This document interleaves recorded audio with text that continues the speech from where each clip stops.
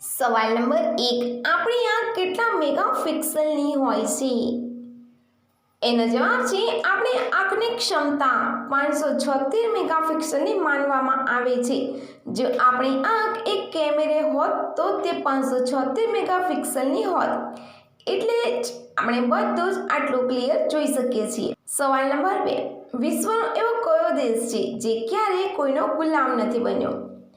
એનો જવાબ છે નેપાળ. આ સિવાય છે થાઈલેન્ડ અને ભૂટાન પણ ક્યારેય યુરોપિયન દેશોનો ગુલામ બન્યું નથી. સવાલ નંબર 3, કયા દેશમાં મધ્યરાત્રિ પણ સૂર્ય ઉગે છે? એનો જવાબ છે નોર્વે. આ દેશને લેન્ડ ઓફ મિડનાઇટ સન કહેવામાં આવે છે કારણ કે અહીં 76 દિવસ સુધી એટલે કે મે મહિનાથી જુલાઈ સુધી સૂર્ય ક્યારેય આથમતો નથી.